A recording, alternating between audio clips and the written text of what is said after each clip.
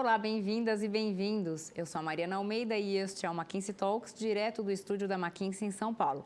Na conversa de hoje, vamos falar sobre o comportamento e características da geração Z, que contempla as pessoas nascidas entre os anos de 1995 e 2010.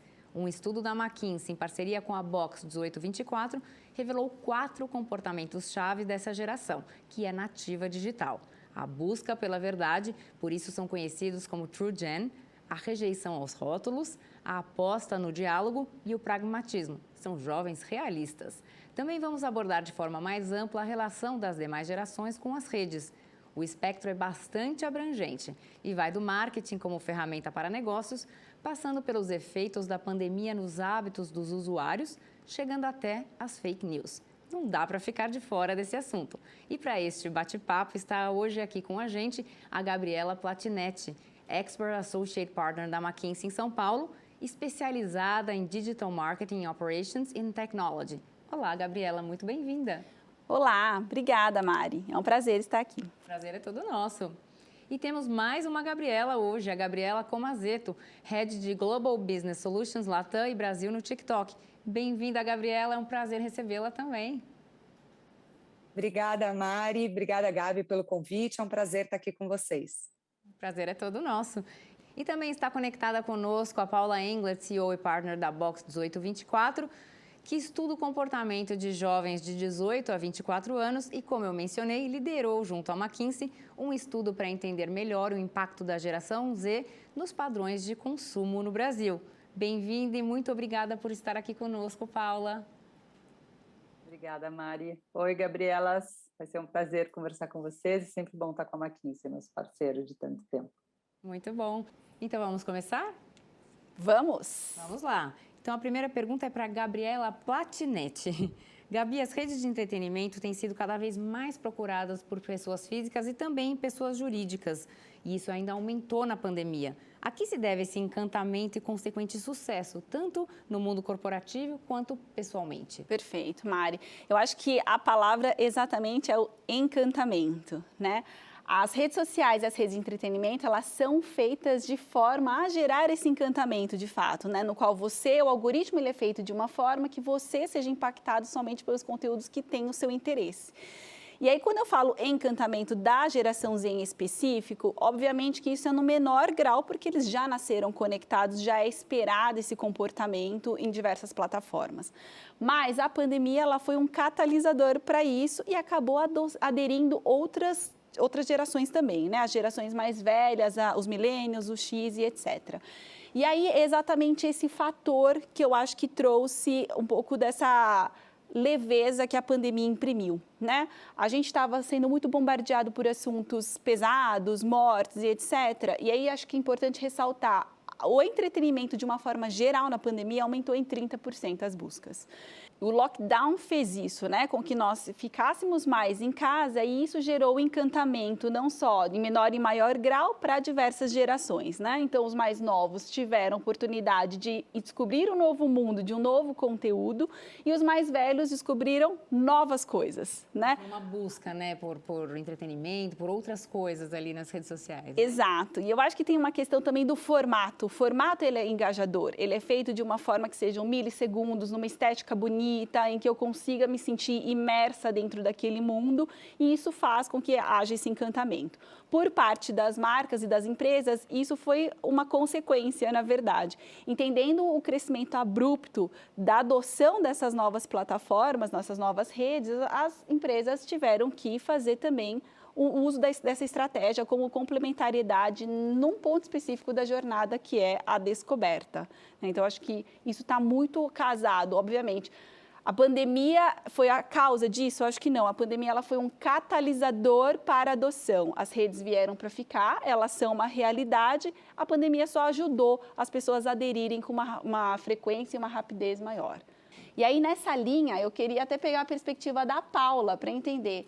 Paula, vocês enxergaram alguma mudança de comportamento nas redes? Super, Gabi. Acho que, de novo, como tu acabou de dizer, acho que não existiram grandes novidades, não aconteceu nada que a gente já não via que estava acontecendo, mas de fato houve uma aceleração e uma inclusão, digamos assim, de muitas novas pessoas. A gente fala que a língua do digital, de repente, todo mundo teve que aprender a falar. Quem não falava, dizer que não fazia, não, eu só vou no banco ao vivo porque eu me sinto mais seguro, eu só vou não sei o que. Cara, de repente, não tinha mais essa opção. A questão de segurança e de se sentir protegido do risco, mesmo de lugares que se mantiveram abertos. As pessoas estavam muito mais receosas de sair, tu te obrigou. A gente fala que a gente, como uma empresa que usa muitas das ferramentas da antropologia da sociologia ou da psicologia, é um experimento social que jamais poderia ter sido imaginado sobre qualquer pessoa. Assim, tipo, vamos botar todo mundo dentro de casa, todo mundo, literalmente, ao mesmo tempo, e ver como é que a gente faz a vida acontecer. Então, esse experimento social, digamos assim, fez com que muitas pessoas passassem a falar a língua do digital e se relacionar com canais, com redes, com caminhos que o digital oferecia, que às vezes a gente não tinha tanta intimidade. Então, esse ganho de intimidade fez sim com que um novo comportamento aparecesse. E aí, Gabi, eu acho que a coisa mais interessante que a gente viu foi que, principalmente falando das empresas, as empresas separavam muito esse lugar da experiência mais simbólica, mais surpreendente, mais emocional para o físico e deixavam para o digital as relações mais pragmáticas, mais objetivas, mais de uma oferta, de preço, de um engaging no novo produto, mas não necessariamente criando uma grande coisa ali. E o que a gente viu foi essa necessidade de trazer a emoção, a surpresa, exatamente como tu disse, o encantamento para o digital. E isso fez com que houvesse uma reformulação e uma readequação de algumas ferramentas.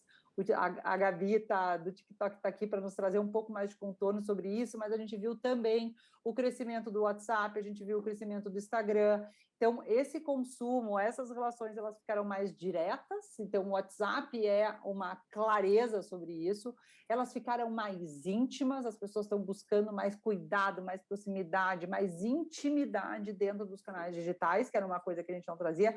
E, de novo, o TikTok é uma grande referência disso por essa capacidade de entregar o expandido, mas o contido também. A gente pode fazer as duas coisas, né? Eu posso divulgar alguma coisa para todo mundo, mas eu posso mandar aquilo que eu quero contar diretamente para a Gabi. Então, houve uma readequação das necessidades das pessoas, transpostas, obviamente, para dentro dos canais e das redes sociais. Agora, a pergunta para a Gabriela Comazetto.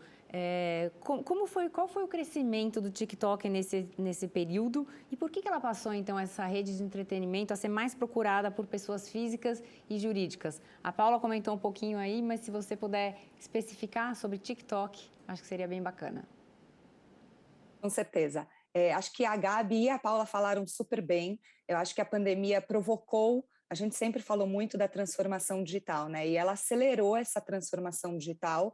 Acho que, como a Paula colocou, muitas empresas se viram obrigadas a construir sua presença de maneira efetiva dentro do digital, muitas nem tinham.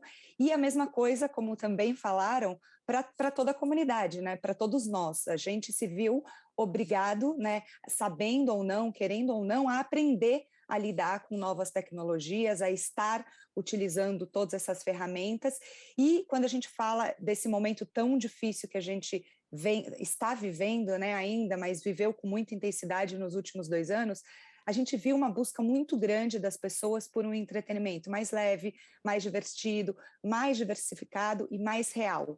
E o TikTok trouxe isso para as pessoas. Então, o TikTok é uma plataforma de entretenimento, de vídeos curtos, movida pela comunidade, onde qualquer pessoa e qualquer conteúdo pode ser descoberto.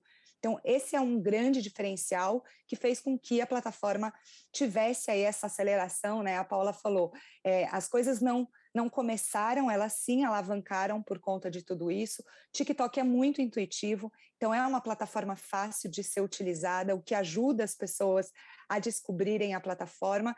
E como eu falei, qualquer um pode ser descoberto, uma marca, uma pessoa, um criador de conteúdo, é de fato ilimitado aqui. E o que a gente está vendo? A gente está vendo cultura sendo criada todos os dias. Então, a gente vê cada vez mais as pessoas se reunindo no que a gente diz que são os talks, né? Então, comunidades sendo formadas ao redor dos talks. Eu vou dar um exemplo aqui, a gente tem uma comunidade super grande, que é a comunidade do BookTok. Eu não sei o quanto vocês conhecem, quem está assistindo a gente já ouviu, mas é uma comunidade em que as pessoas estão contando, dão dicas de livros, estão contando experiências que tiveram com livros, receitas que elas fazem através de livros, e a indústria como um todo está sendo influenciada pela comunidade BookTok. Então, as pessoas estão comprando os livros que essa comunidade recomenda. Se a gente for nas livrarias físicas ou nos e-commerces, a gente vai encontrar seções dedicadas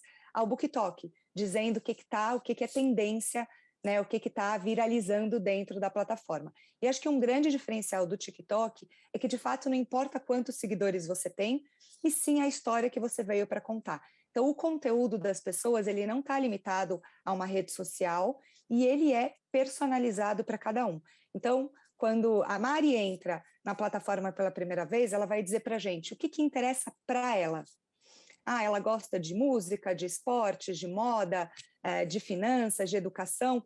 Baseado no que ela traz para a gente constrói o For You, né, a página dela, o feed dela, para ela. E aí cada um de nós tem uma experiência diferente. De fato, num conteúdo aí que vai para todas as opções, para todas as pessoas e para todas as idades. E para as empresas, como a Gabi falou, né, as empresas veem uma oportunidade de estar se conectando de maneira ainda mais profunda com toda essa comunidade, fazer parte dessas conversas, dessas tendências. E a gente aqui tem algumas oportunidades para as marcas que elas podem, de fato, convidar a comunidade para se tornar evangelista. Então, a gente tem aqui, eu posso falar mais depois, mas um dos formatos é um desafio, a gente chama de #challenge, em que a marca pode convidar a comunidade para contar a sua história e para participar desse desafio. Então, acaba trazendo um ambiente também muito positivo para as marcas, né, grandes, pequenas empresas, se conectarem com as suas comunidades. Legal, bem interessante. Obrigada, Gabi. E, Paulo, uma das características dessa nova geração Z é a conectividade, como a gente já tem falado. São nativos digitais. Que outros comportamentos caracterizam essa geração e como esses comportamentos aparecem nas redes?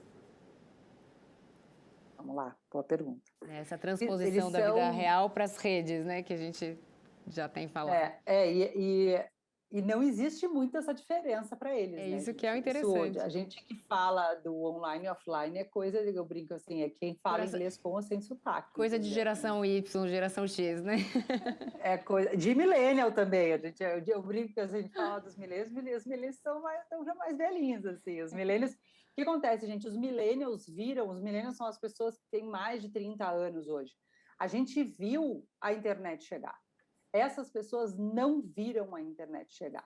Não existe, elas aprenderam a ler, a escrever, a se comunicar, a se relacionar dentro do universo da internet e, naturalmente, das redes sociais. Assim como nasceu a internet, nasceu o Orkut, nasceu o Fotolog na época, e vieram nascendo tantas outras que forjaram um pouco da estrutura da sociedade que a gente vive hoje. Então, isso é super importante, gente. A gente fala sempre que, vocês imaginem que essa geração tem problema com hierarquia. Gente, essa geração, quando nasceu, já tinha o Google. Não, as pessoas mais velhas não sabem tudo, quem sabe tudo é o Google. Isso é completamente diferente na estrutura mental de um ser humano.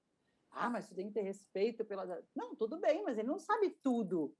Tipo, quem é que já não passou por isso com o filho menor, com o sobrinho, assim, mas pergunta para o Google aí o não sei o que, tal coisa, ou vai entender, vai aprender no TikTok como é que faz, que a pessoa não vai perguntar para alguém, ela vai aprender no TikTok como é que faz a receita. Isso faz muita diferença na estrutura, gente. Isso é uma questão estrutural mesmo dessa geração. Então, ela é formada e estruturada dentro de uma representatividade diferente da gente eu, que sou mais velha.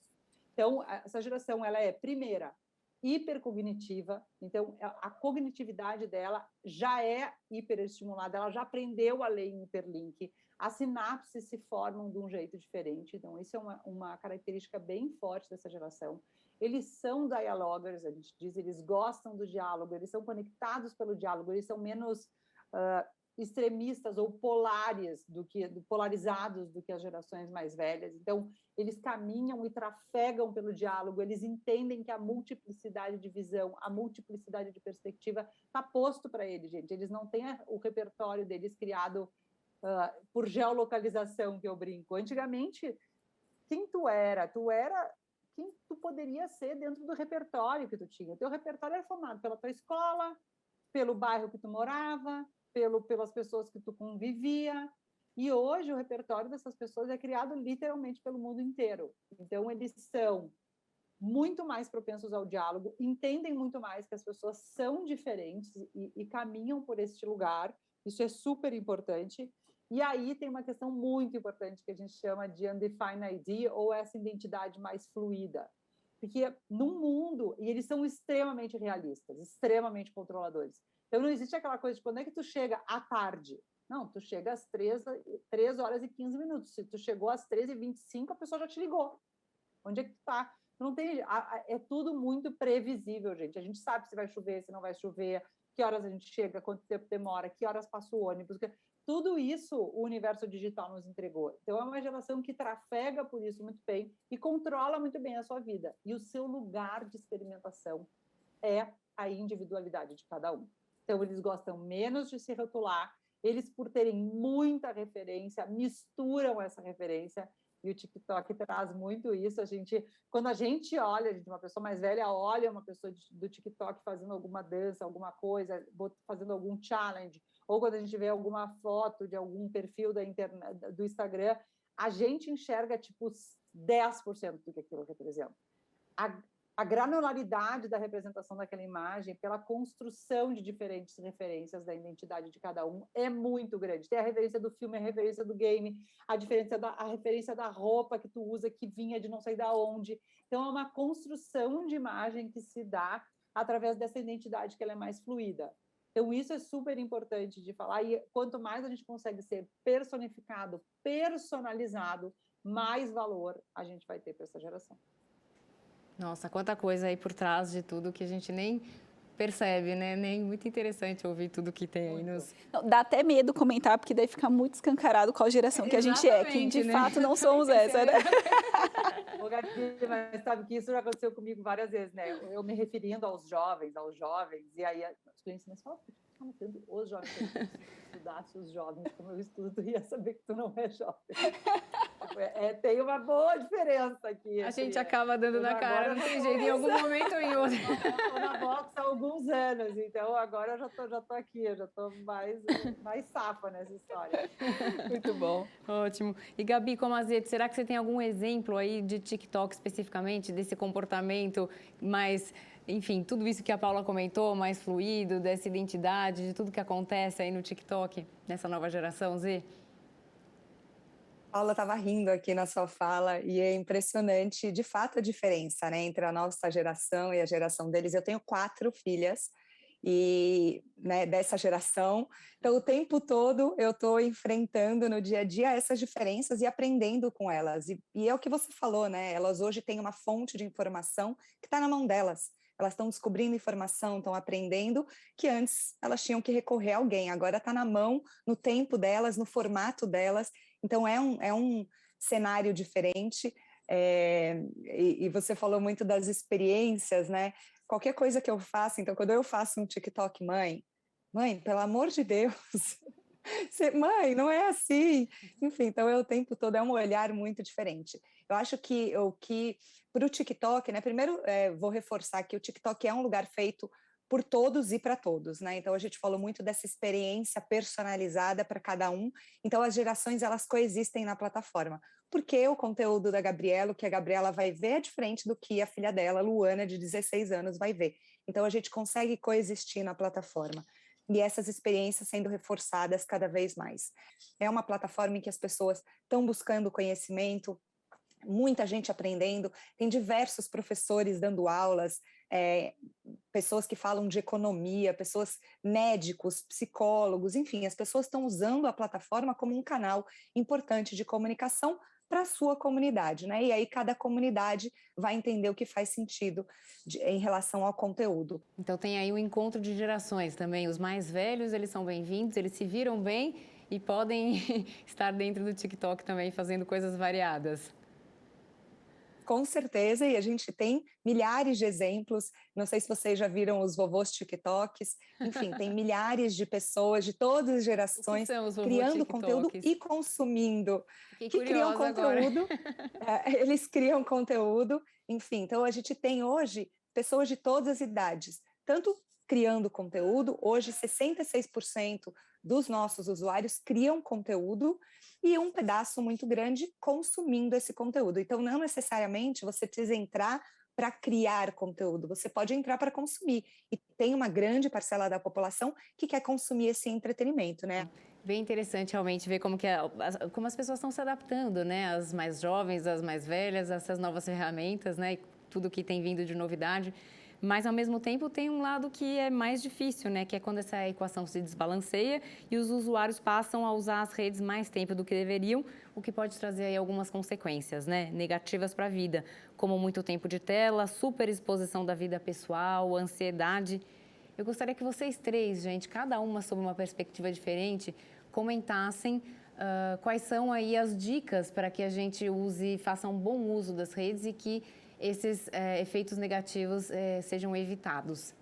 Eu posso começar com essa, com certeza, né? Como a gente está falando muito aqui, o conteúdo ele é feito de uma forma que te engaje. A plataforma tem ferramentas para deixar você imerso ali naquele universo. Então, é muito fácil você perder a noção de tempo. Quando você vê, você fala, nossa, fiquei todo esse tempo navegando aqui, né? E o que eu produzi? E, obviamente, que isso tem os efeitos da ansiedade, etc., de você querer a resposta o tempo inteiro, num minuto, naquele milissegundo, e etc., Principalmente né? os jovens, que a gente vê os nossos filhos.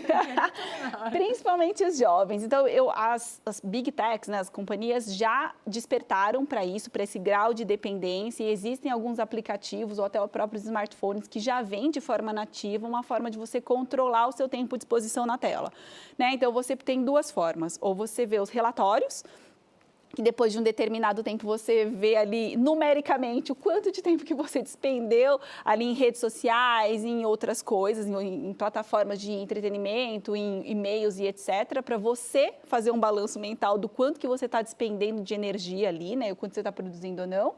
E tem também a forma mais prática, que é fechar, eles fecham a tela a partir do momento, ou desconectam você a partir do momento, determinado momento que você colocou ali para a utilização do aplicativo e etc., né? Inclusive, os pais utilizam muito esse recurso também. Então, acho que essa conscientização mais racional, ela vem ganhando mais espaço ultimamente, justamente por conta disso, né? Para você não perder essa noção de tempo e espaço. Esse é um grande desafio, não só para mim, pessoalmente, é um desafio, mas para quem é mãe, pai, né? Acho que é um desafio dessa nova geração, eles têm acesso muito fácil à tecnologia.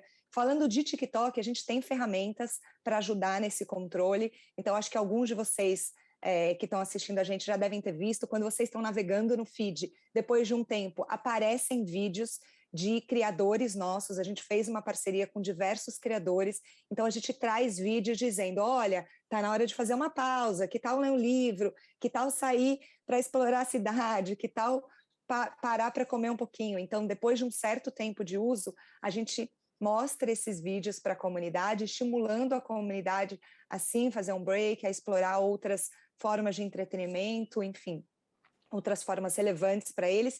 E também a gente tem uma ferramenta de bem-estar digital que está dentro do aplicativo, então, onde as pessoas podem fazer o gerenciamento do tempo da tela. Então, vocês podem entrar lá em configurações, está disponível para todo mundo, e setar o tempo que vocês querem permanecer diariamente, né, o limite de tempo diariamente dentro do TikTok. O que a gente vê muito estudando o comportamento das pessoas há tanto tempo é que primeiro vem a consciência, depois vem a mudança de hábito, né? A gente está vivendo um momento de uma grande conscientização disso. Eu acho que a pandemia ainda, de novo, acelerou muita coisa, acelerou isso também, o quanto a exposição às telas, o quanto essa hiperexposição não faz bem, o quanto a clausura, ou ficar dentro de casa, ficar muito tempo sentado, ficar... Então, o que a gente está vendo até pelas tendências ela vem como uma reação a esse momento. Então, as pessoas já estão mais conscientes sobre isso, as gerações mais novas estão passando. A gente escreveu um texto há alguns anos atrás, uns 4 anos atrás, 5 anos, que chama Gen Exit, que essa geração, ela não só é a geração da verdade, mas é a geração que começa a sair de algumas redes. Então, a gente viu isso acontecendo com mais força nos últimos anos, olhando para Facebook e tudo. Então, acho que tem já um movimento de olhar para as redes e entender quais te fazem bem e quais não te fazem bem. Então, eu convido as pessoas a refletirem sobre isso. Aquilo está genuinamente te fazendo bem? Qual é o bem que está saindo dali? Aquilo está te gerando mais prazer ou mais ansiedade? Então, uma busca disso, do prazer, o prazer está vindo muito forte depois da pandemia, e fazer o que te faz bem e fazer o que faz bem para o mundo e para os outros. As pessoas estão cada vez mais conscientes disso, e com certeza as redes sociais vão viver um reflexo desse lugar nesses próximos tempos. E é isso, a mudança de hábito vem pela consciência, e a gente está ficando cada vez mais consciente de que o equilíbrio precisa, e ele é imperativo para que a gente se sinta bem. Então, as pessoas estão mais conscientes sobre o bem-estar, estão mais conscientes sobre sobre as questões de saúde mental, que não se falava tanto. Então, eu acredito que isso vai ter um reflexo direto, que entender as coisas de dentro para fora tendem a funcionar melhor do que a gente entender de fora para dentro. Claro que o convite do TikTok de sair é muito importante, mas se eu não estou consciente de que aquilo não me faz bem, possivelmente eu não vou nem registrar aquele convite. Mas na hora que eu já estou entendendo que aquilo não me faz bem, eu aceito aquele convite de bom grado e vou fazer uma outra coisa naquele momento. Ótimo, perfeito. E um outro ponto aí de atenção é a privacidade, né?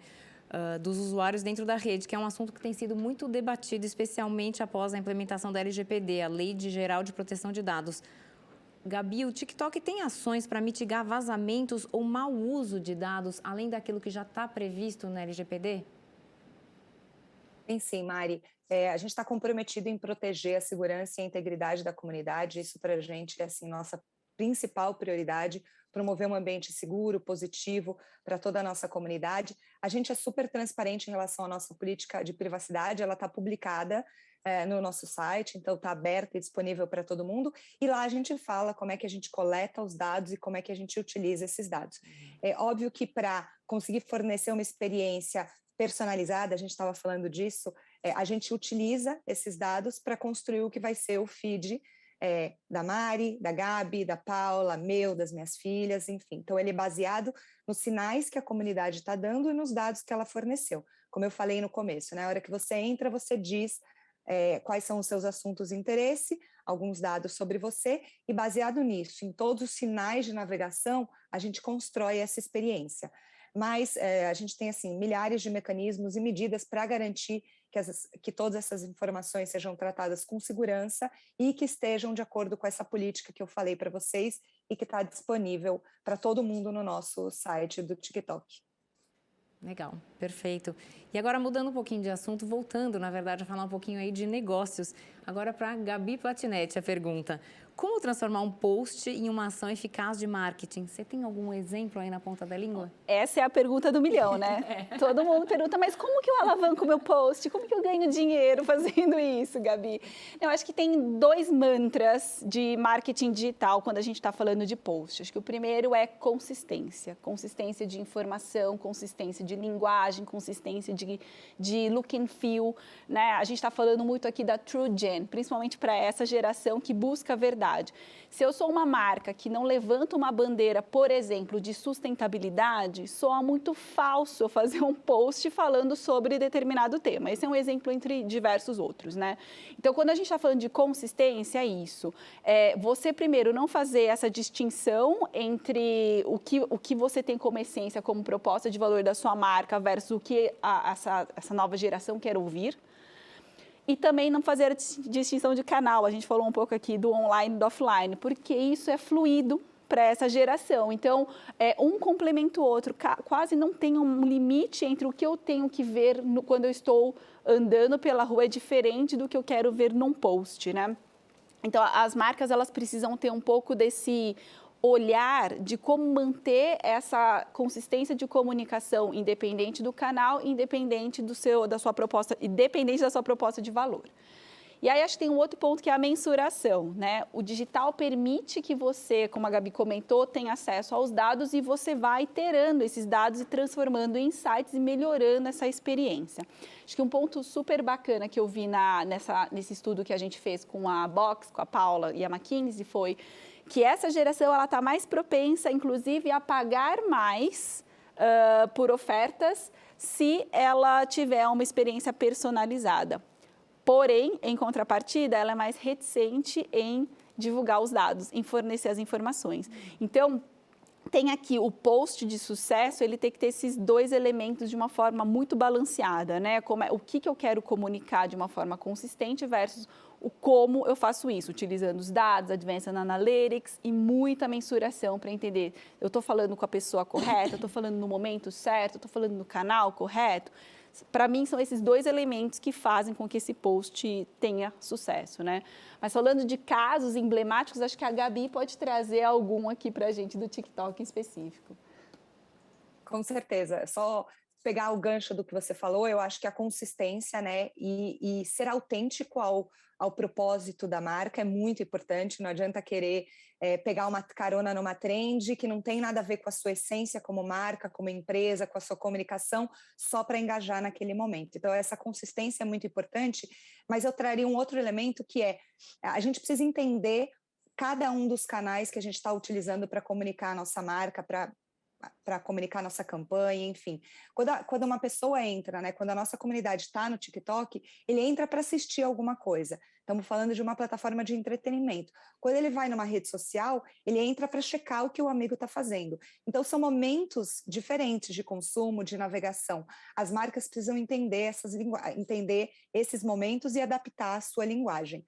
No nosso caso do TikTok, é muito importante que as marcas estejam atentas às tendências do que estão acontecendo, ao que é relevante para cada uma das comunidades, para as comunidades que fazem sentido para a sua marca, para a sua empresa, e, entendendo tudo isso, consigam participar desses momentos.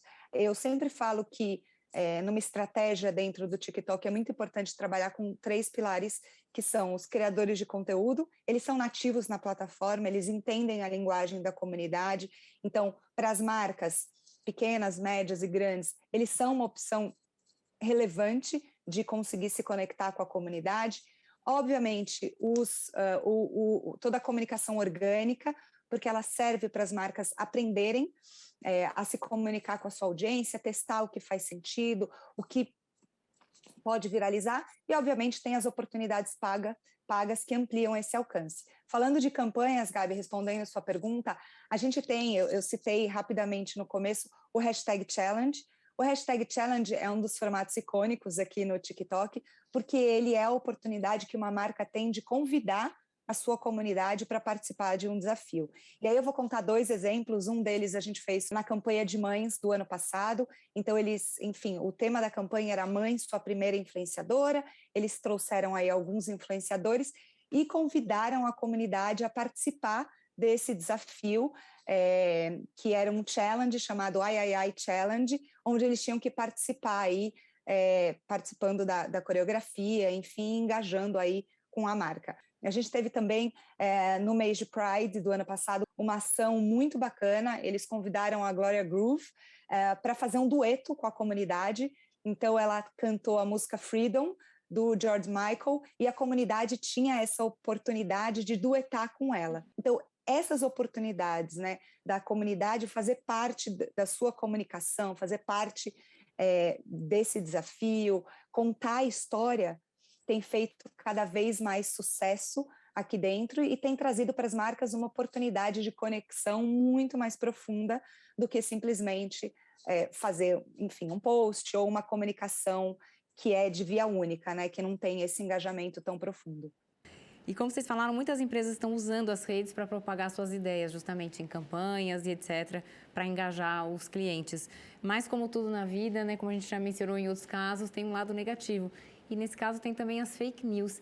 Eu queria então que vocês comentassem um pouquinho, principalmente a Gabi como Azeto, no TikTok, como é que vocês fazem, quais são os cuidados que as pessoas têm que ter ao produzir e ao consumir informações nas redes variadas? Perfeito. Como eu falei, acho que na outra pergunta, a gente está muito preocupado com a segurança da nossa comunidade, então, assim, a gente tem diversos recursos para não permitir ou para, enfim, tirar do ar fake news, então a gente não permite informações falsas que possam causar danos à nossa comunidade ou ao público em geral, e a gente deixa isso claro dentro das nossas diretrizes da comunidade. A gente direciona, no caso, né, estamos no momento aí pré-eleição, né, no momento de eleição, a gente fez aí um acordo com o TSE para combater a desinformação nas eleições, e toda vez que um usuário procura algo relacionado a eleições, a gente direciona ele para uma página que tem aí informações oficiais sobre todo esse tema que é tão sensível e num momento tão importante para o Brasil como um todo, né? Quando a gente identifica um vídeo que tem um conteúdo duvidoso, a gente tem também parcerias com empresas de verificação de conteúdo, então a gente utiliza essas empresas para verificarem esse conteúdo, e se a gente entende que eles não são reais, a gente remove também, ou muitas vezes não deixa nem subir na plataforma, e quando a gente não consegue checar a veracidade, a gente também não deixa ir para o feed, então a gente tem um grande cuidado aí para que a nossa comunidade tenha informação relevante, verdadeira, e que a gente não tenha aí fake news como algo, de fato, atrapalhando e distorcendo a navegação da nossa comunidade. Legal, obrigada. Paula, você gostaria de comentar esse assunto também? Acho que só um ponto aqui, claro, acho que as pessoas estão aprendendo cada vez mais sobre isso, mas entender a diferença de hard news e soft news, eu acho que é uma questão extremamente importante para esse momento que a gente vai viver. Então, hard news é fato, soft news é opinião. Então, a gente tem que entender a diferença de uma coisa e de outra, e as pessoas têm que aprender a checar as informações. Então, cada vez mais, principalmente quando a gente fala das gerações mais novas, elas navegam melhor sobre essa checagem de informações e entendem que pode vir uma notícia, o que a gente perdeu é o tracking da informação, né? Porque normalmente tu vai receber um link ou um artigo que vem num grupo de WhatsApp que tu faz parte, por exemplo. A gente perde a rastreabilidade dessa informação, dependendo de onde tu tá. Então, aprender a rastrear as informações, aprender a checar aquela informação em mais de um lugar, entender que cada um dos canais de informação, eles têm uma intenção. Quando a gente olha mesmo os jornais mais tradicionais, o Globo, a Folha, o Estadão, o Valor, a Carta Capital, cada um tem um take, e a gente entender qual é o take de cada um deles, e eu acho que esse entendimento maior de qual é a intenção, qual é a ética de cada um dos canais que a gente está consumindo, ou daquela pessoa que a gente está buscando informação, ele é super importante para esse combate também. Ele é, sim, claro, uma responsabilidade das instituições, mas ele também é muito uma responsabilidade individual de cada um de nós. Então, se capacitar para conseguir desenvolver esse senso crítico do que é verdade e o que não é, o que é opinião, o que é fato, da onde vêm as informações, eu acho que são caminhos super importantes da gente se sofisticar nisso para poder se proteger um pouquinho mais e ser um pouco mais responsável sobre o que a gente passa adiante. Perfeito, muito obrigada. Bom, novas redes, realidade virtual, metaverso.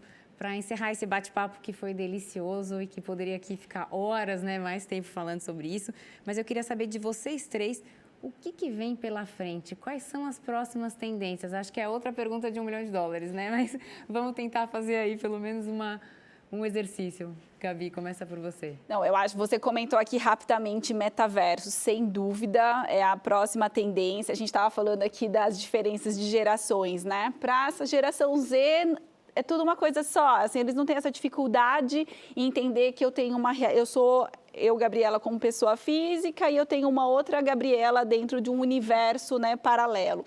Eles trafegam muito bem. Eu estava até lendo recentemente uma matéria falando quais são as próximas profissões do futuro no metaverso.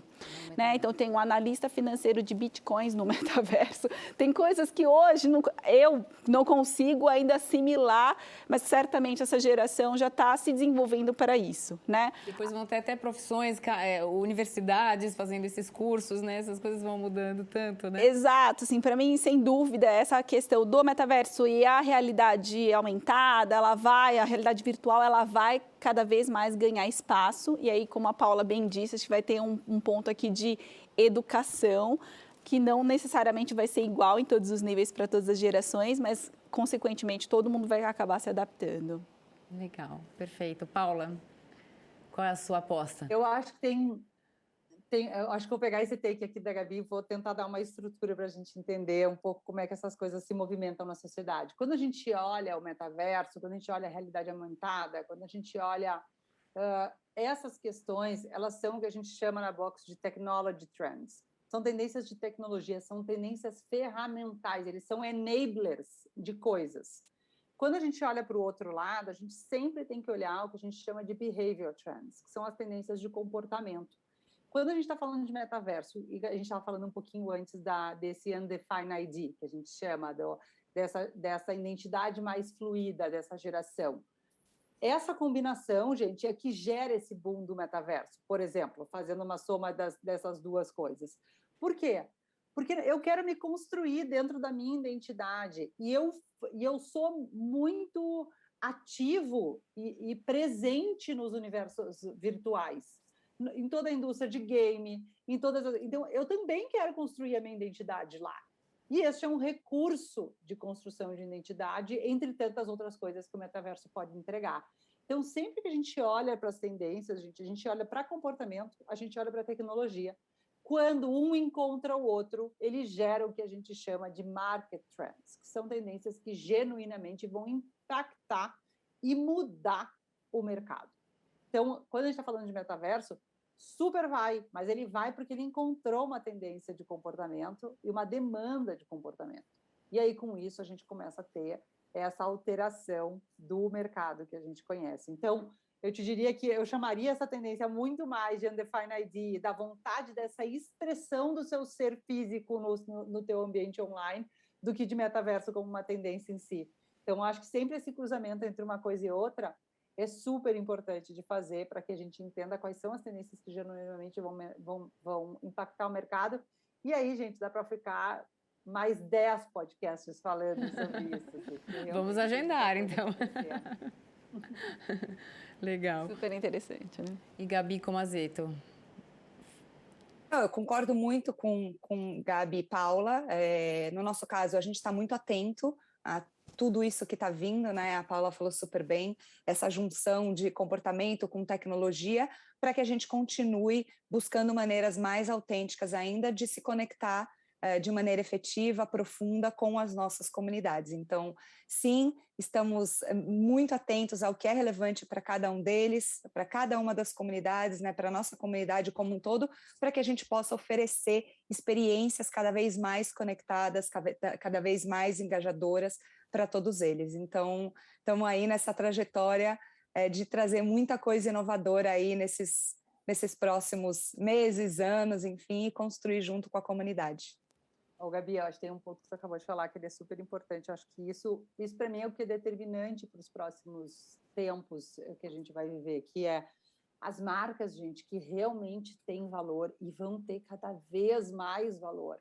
São as marcas que são responsáveis, são as marcas que são humanas, são as marcas que são éticas e são as marcas que entregam a sua força e o seu poder para dar visibilidade e para empoderar as grandes necessidades da sociedade que a gente vive hoje. Não existe nada mais poderoso do que a soma da vontade dos indivíduos com a marca ofertando a sua rede, a sua potência, a sua tecnologia para ajudar a mudar as grandes necessidades que a gente tem na sociedade. Então, dizer que o valor está aí, a tendência está em cada vez mais a gente ser people-oriented e não consumer-oriented. People-oriented, gente, todos os teus stakeholders.